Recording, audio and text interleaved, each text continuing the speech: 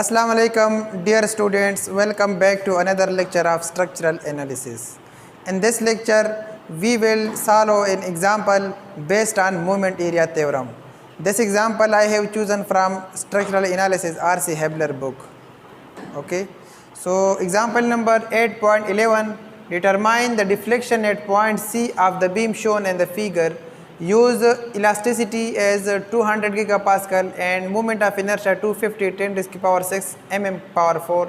Reaction are given. ठीक है, हमारे पास इस एग्जांपल में एक ओवरहैंग बीम है. ठीक है, ओवरहैंग बीम का क्या मतलब है कि इसका एक साइड जो है वो फ्री होता है, बाकी टू सपोर्ट होते हैं. कैंटिलीवर बीम में हमारे पास एक सपोर्ट होता है, वो भी फिक्स सपोर्ट होता है. ठीक है, सिंपली सपोर्टेड बीम में हमारे पास टू सपोर्ट होती है, वो एक रोलर होता है, दूसरा हिंज सपोर्ट होता है. ठीक है, लेकिन यहाँ पर हमारे पास टू सपोर्ट है. ठीक है, और एक साइड जो है वो फ्री है. ये सपोर्ट हमारे पास रोलर सपोर्ट है and another one support is hinge support. ठीक है, अच्छा, इस बीम की ये जो फ्री साइड है यहाँ पर 6 kilo Newton per metre load apply है. ठीक है, अच्छा, अब ये लोड जो अप्लाइड है इसकी यूनिट की तरफ हम आते हैं. ये हमारे पास यूनिट है 6 किलो न्यूटन पर मीटर. ठीक है, यूनिट हमारे पास किस तरह है 6 किलो न्यूटन मीटर. अच्छा, अगर ये इस तरह होता 6 किलो न्यूटन डॉट मीटर या 6 किलो न्यूटन तो इसका क्या मतलब होता. ठीक है, हमारे जहन में एक क्वेश्चन आता है कि अगर यूनिट हमारे पास 3 टाइप की यूनिट आ सकती है. एक हो सकता है हमारे पास न्यूटन मीटर, दूसरा हमारे पास आता है kilonewton per metre and the third one is kilonewton only. Unit नहीं होता है मीटर या सेंटीमीटर या फीट वगैरह नहीं होते हैं. तो इसका क्या मतलब है, हमारे जहन में एक क्वेश्चन आता है. ठीक है, सो अच्छा, ये हमारे पास 6 किलो न्यूटन पर मीटर का मतलब है कि ये हमारे पास एक यूडीएल लोड है. ठीक है, यूनिफॉर्मली डिस्ट्रीब्यूटेड लोड है.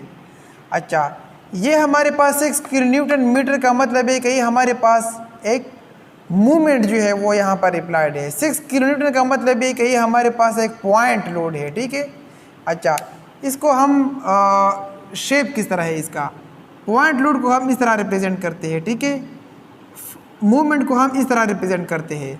और हमारे पास जो डिस्ट्रीब्यूटेड लोड होते हैं उसको हम टू टाइप रिप्रेजेंट करते हैं. एक हम इसको इस तरह रिप्रेजेंट करते हैं, दूसरा हम यूवीएल के, फॉर एग्जांपल ये जो है ये सिंबल है यूडीएल का, या इस तरह हो सकता है यूवीएल जो होता है. ठीक है, इन दोनों का रिजल्टेंट सेम होता है. इसका हम एरिया फाइंड करते हैं, इसका हम एरिया फाइंड करते हैं. लेकिन जो यूडीएल होता है, यूडीएल उसका रिजल्टेंट जो है वो सेंटर में होता है, और यूवीएल लोड जो ट्रायंगुलर लोड होता है उसका रिजल्टेंट उस ट्रायंगल की सेंट्राइड पे होता है. ठीक है, जो कि पहले लेक्चर में मैं ऑलरेडी एक्सप्लेन कर चुका हूँ. अच्छा, तो ये हमारे पास एक ओवरहैंग बीम है, ये हिंज सपोर्ट है और ये रोलर सपोर्ट है. ठीक है, ये डिस्टेंस 8 मीटर है और ये वाला डिस्टेंस भी 8 मीटर है. यहाँ पर 6 kilo Newton per metre UDL load applied है. ठीक है, अच्छा, अब हमने क्या करना है, क्वेश्चन में जो रिक्वायर्ड है वो हमारे पास ये जो है ये पॉइंट ए है, ये हमारे पास पॉइंट बी है और ये हमारे पास पॉइंट सी है. इस पॉइंट पर हमने डिफ्लेक्शन फाइंड करना है कि अगर ये बीम पर ये लोड हम अप्लाई करें तो ये इस तरह डिफ्लेक्ट होगा. अब इसका डिफ्लेक्शन कितना होगा. ठीक है, so according to movement area theorem हमने ये फाइंड करना है. ठीक है, हमने क्या करना है, मूवमेंट एरिया थ्योरम को यूज़ करके पॉइंट सी पे हमने डिफ्लेक्शन फाइंड करना है ऑफ द ओवरहैंग बीम. अच्छा, पहले हम सपोर्ट रिएक्शन जो है वो ऑलरेडी क्वेश्चन में गिवन है. ठीक है, ये रोलर सपोर्ट जो है इस पर 72 किलो न्यूटन लोड आता है, और ये जो है ये अपवर्ड रिएक्ट करता है, और ये वाला जो है ये डाउनवर्ड रिएक्ट करता है 24 किलो न्यूटन. क्यों, क्योंकि इस तरह रोटेट होगा. जब इस तरह रोटेट होगा तो ये साइड जो है इस पर जो रिएक्शन होगा वो डाउनवर्ड होगा और इस पर अपवर्ड रिएक्शन होगा. इसका एग्जैजरेटेड कर्व जो है वो कुछ इस तरह हो, क्योंकि इस तरह बिल्कुल इस तरह कर्व्ड फॉर्म में ही रोटेट होगा. ठीक है, ये सिंपली सपोर्टेड बीम की तरह रोटेट नहीं होगा कि हमारे पास ये इस तरह डिफ्लेक्ट होगा. नहीं, इसका डिफ्लेक्शन एंगल जो है वो, फॉर एग्जांपल ये हमारे पास बीम है. ठीक है, यहाँ पर मैंने लोड अप्लाई कर दिया, हमारे पास एक सपोर्ट इधर है और एक सपोर्ट इधर है, तो ये इस तरह डिफ्लेक्ट होगा. ठीक है, अच्छा, ये वाला जो है ये अपवर्ड डायरेक्शन करेगा और ये डाउनवर्ड डायरेक्शन करेगा, उसको ऊपर नहीं छोड़ेगा ये. ठीक है, अच्छा, अब हम क्या करते हैं, इसका हम बेंडिंग मूवमेंट डायग्राम ड्रा करते हैं। शेयर फोर्स डायग्राम हम इजीली ड्रा कर सकते हैं, लेकिन यहाँ पर शेयर फोर्स डायग्राम की कोई भी ज़रूरत नहीं है। हमारा टोटली फोकस जो है, टोटली कंसंट्रेशन जो है वो है हमारा मूवमेंट डायग्राम के साथ, ठीक है। तो डायरेक्टली हम मूवमेंट डायग्राम ड्रा करेंगे, क्योंकि ये हमारे पास यहाँ पर पॉइंट लोड एक्ट कर रहा है। तो ये वाला जो है ये हमारे पास 1 डिग्री लाइन है, ठीक है, और शेयर फोर्स डायग्राम का 0 डिग्री होगा। और ये जो है ये हमारे पास शेयर फोर्स डायग्राम में 1 डिग्री होगा। यहाँ पर ये 2 डिग्री लाइन है, इस वजह से ये साइड कर्व्ड फॉर्म में है और ये बिल्कुल स्ट्रेट है, ठीक है। आप यहाँ पर ये देख सकते हैं, ये लाइन बिल्कुल स्ट्रेट है, ठीक है, ठीक है। अब ये जो है ये कर्व्ड फॉर्म में है। अच्छा, अब हम क्या करते हैं कि यहाँ पर जो मैक्सिमम मूवमेंट आता है दैट इज -192 बाई EI, ठीक है। ये हमारे पास मैक्सिमम बेंडिंग मूवमेंट है। अगर हम PRCD की तरफ आए, हम जो स्ट्रक्चरल एलिमेंट जो डिज़ाइन करते हैं फॉर कंक्रीट एंड रिइंफोर्समेंट, तो उसके लिए हमारे पास जो मैक्सिमम मूवमेंट की वैल्यू रिक्वायर्ड होती है वो ये वैल्यू है हमारे पास। इस वैल्यू के मुताबिक हम स्टील रिबार जो है या कंक्रीट की कंप्रेसिव स्ट्रेंथ जो है वो हम डिज़ाइन करते हैं दिस वैल्यू। अच्छा, अब हम क्या करते हैं, हम एग्जैजरेटेड कर्व की तरफ आते हैं। अगर इस बीम पर हम यहाँ से लोड अप्लाई करें डाउनवर्ड, तो ये इस तरह डिफ्लेक्ट होगा, ये ऊपर आ जाएगा और ये नीचे आ जाएगा, ठीक है। हम एवरी पॉइंट पे लाइन ड्रा करेंगे। फॉर एग्जांपल इस पॉइंट पे हम एक लाइन ड्रा करते हैं दैट इज टेंजेंट A, ठीक है। इस पॉइंट पे हम एक टेंजेंट लाइन ड्रा करते हैं, this is called tangent B। इस पॉइंट पे हम एक टेंजेंट लाइन ड्रा करेंगे that is called tangent C, ठीक है। ये हमारे पास क्या है, टेंजेंट C, ठीक है। अच्छा, यहाँ पर जो डिफ्लेक्शन आ रहा है B के दरमियान, ये वाला जो है ये हमारे पास क्या होगा, टेंजेंट BA, ठीक है। अच्छा, यहाँ पर जो डिफ्लेक्शन आ रहा है ये हमारे पास डेल्टा डैश है, और यहाँ पर जो डिफ्लेक्शन आ रहा है वो है हमारे पास डेल्टा C।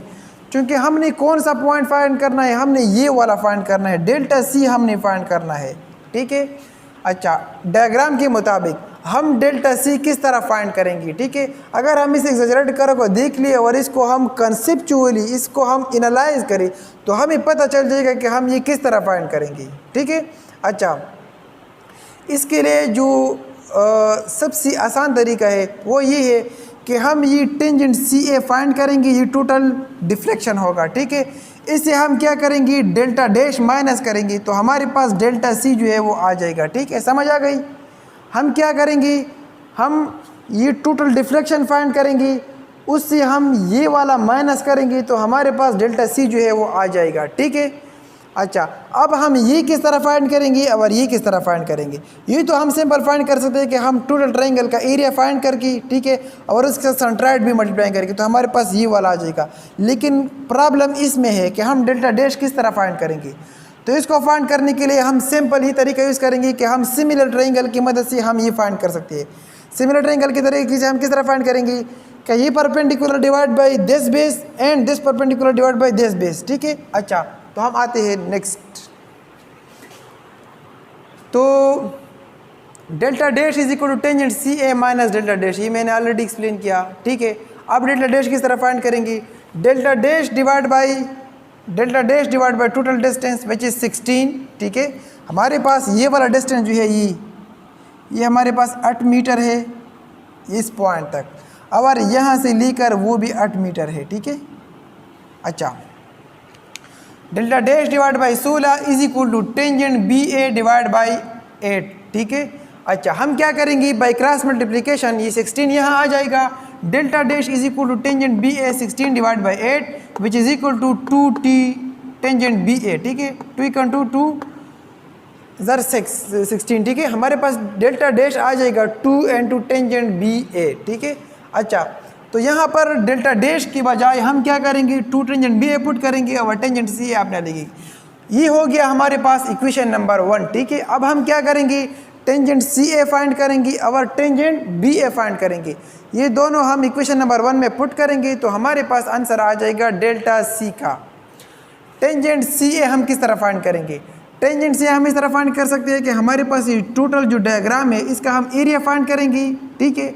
लेकिन C से लेकर A की तरफ, ये जो है हमारे पास A पॉइंट है, ये हमारे पास B पॉइंट है और ये हमारे पास C पॉइंट है। C से इसका सेंट्रॉइड हम मल्टीप्लाई करेंगे, ठीक है। Let's start. पहले हम ये वाला एरिया फाइंड करते हैं, ये वाला, ठीक है। अच्छा, ये वाला एरिया हम किस तरह फाइंड करेंगे? अगर हम ट्रायंगल का एरिया फाइंड करते हैं तो हम length multiplied by height multiply करते हैं और इसको 2 पर डिवाइड करते हैं। लेकिन ये हमारे पास ट्रायंगल नहीं है, ठीक है।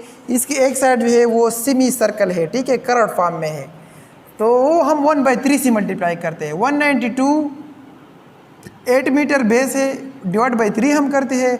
इसका सेंट्रॉइड जो है वो इस साइड से 3/4 है, ठीक है, इस साइड से कितना है 3/4 है, 3/4 ऑफ 8 मीटर। तो ये वाला एरिया कवर हो गया। इसका हम किस तरह फाइंड करेंगे? वो तो सिंपल है, base multiplied by height, height multiplied by base हम नहीं करते, divide by 2।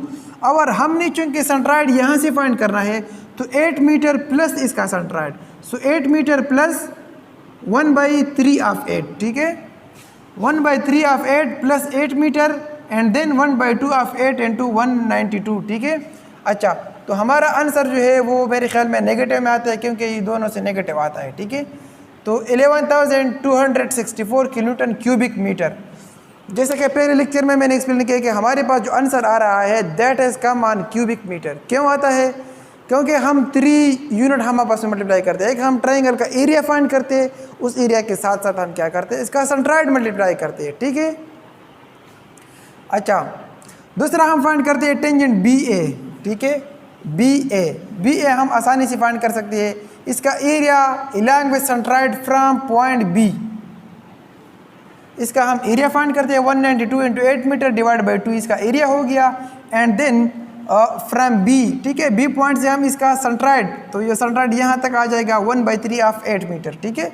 After multiplication we will get 2048 kilonewton cubic metre, ठीक है। अब हम ये वाला वैल्यू और ये वाला वैल्यू, ये हम दोनों इक्वेशन नंबर 1 में पुट करते हैं तो हमारे पास आंसर आ जाएगा 7168 किलोन्यूटन क्यूबिक मीटर।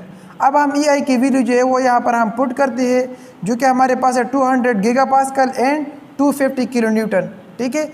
तो ये हमारे पास चूँकि मीटर में है तो बहुत न्यूमरेटर एंड डिनोमिनेटर को हम क्या करते हैं, मीटर में कन्वर्ट करते हैं। हम जो है यूजुअली यूनिट को हम सेम रखते हैं। अगर न्यूमरेटर में मीटर में हो तो डिनोमिनेटर जो है वो हम मीटर करते हैं।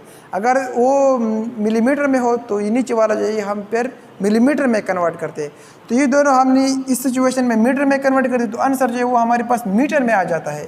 सो -0.143 मीटर, ठीक है। अच्छा, अब हमारे पास अगर ये आंसर जो है मिलीमीटर में आना चाहिए तो इसको हम क्या करते हैं, सिंपली 1000 से मल्टीप्लाई करते हैं तो हमारे पास ये वाला आंसर आ जाएगा मिलीमीटर में। तो deflection at point C will be -143 mm, ठीक है। अब ये माइनस में जो आंसर आ रहा है इसका क्या मतलब है? इसका मतलब ये है कि डिफ्लेक्शन डाउनवर्ड है, ठीक है। अगर ये अपवर्ड होता तो आंसर जो है वो प्लस में आ जाता था, ठीक है। अच्छा, तो ये था हमारा आज का एग्जाम्पल। अगर कोई क्वेश्चन है तो कमेंट में पूछ सकते हैं, ठीक है। Thank you.